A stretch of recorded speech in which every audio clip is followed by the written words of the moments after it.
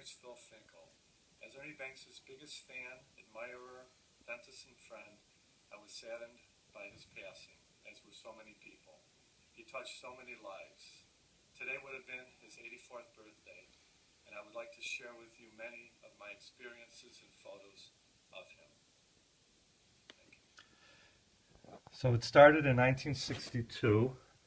My dad, who was a really good pitcher, and was actually offered minor league contracts with the Cubs and the White Sox, went on to do public relations and advertising, and was working with the Father of the Year organization, where children in grammar school write letters why their father should be Father of the Year. And on Father's Day, they take the winners to the Cubs game. So my dad took us with and came up before the game started and said, who would like to come and maybe meet a player or two? Well, we were too shy, and we all turned him down, me and my two brothers, and then finally I agreed to go down, and it was the best decision I've made. The ball was passed around to the likes of Billy Williams, George Altman, Lou Brock was still on the team, Buck O'Neill, and out comes Ernie with this big smile, shakes my hand, takes his picture, and that was it. Ernie Banks was my hero. I didn't know what kind of great ball player he was. That was almost secondary. I just knew this guy was the nicest guy, and I went on to be the biggest fan of his. I cut out newspaper clippings. I followed his career. Here was Ernie Banks, Day 1965. Here he is waving to the fans, his two sons. All through grammar school until I retired from softball a couple of years ago, everybody knew there was never an argument. When the uniforms were being passed out, I got number 14.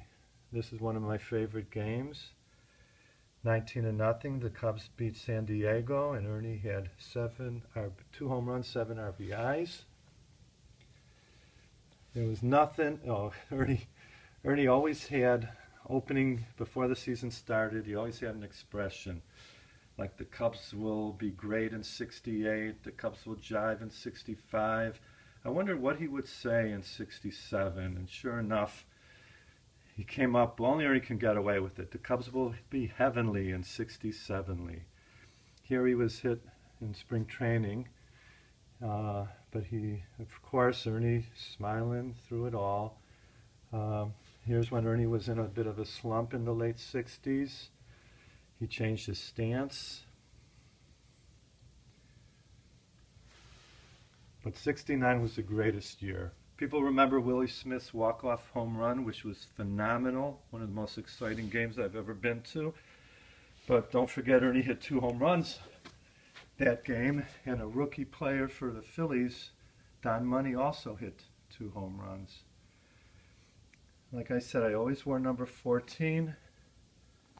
Halloween, as a kid one year, I went as Ernie Banks. I asked Ernie once, what do you talk about when you're on first base with these players? And he says, you know, he does his research. He learns a little bit about every player. So when they come to first base, he can sit and talk to them. How's your wife? I know you went to college here, and you know they made it to the Rose Bowl. Here he is, Pete Rose on first base. But 69 was a great year, even though they didn't make it to the didn't win the pennant. Ernie would never say anything bad about anybody. Even when I said to him how I didn't like how Leo DeRocher treated him, he would never. He said, you think so? He would never agree or disagree. Always a smile on his face. So when he came in the first time and made an appointment, there's Ernie with his father.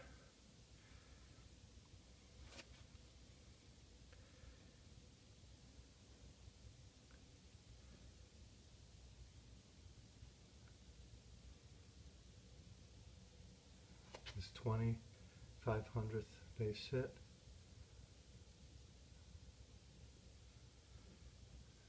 When he was approaching, there he is with Joe Torre, who I know spoke today at his funeral.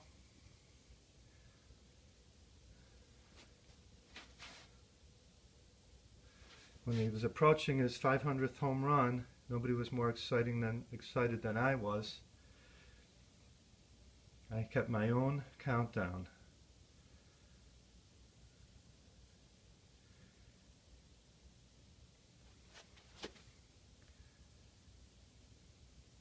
Most exciting time. So when Ernie did come in, at the end of that first appointment, I gave him a ride to his car, which was so surreal, driving down Michigan Avenue with Mr. Cub, my hero, in the seat next to me. Ernie did manage one game. The manager was ill and he took over the reins.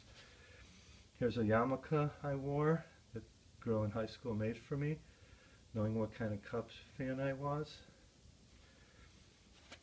So Ernie did come in. He came in, and shortly thereafter we became very good friends. We would talk a lot. There he is with my children, posing with my parents. We're big lifelong Cub fans, and there's me. And the biggest thrill I had was when Ernie invited me and my wife to the opening day, the unveiling of his statue.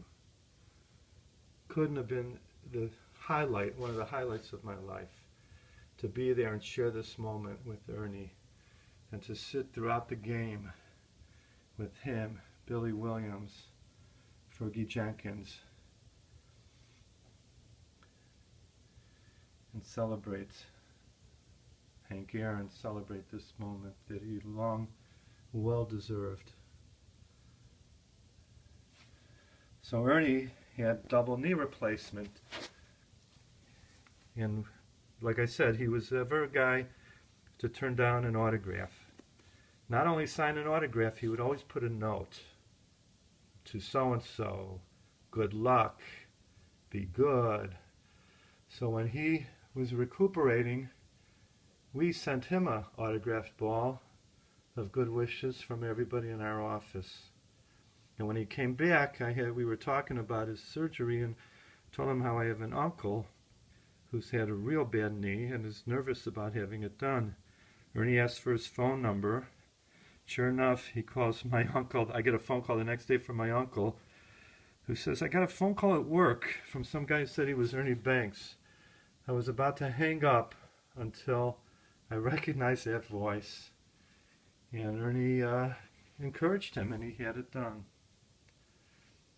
He's been in the office.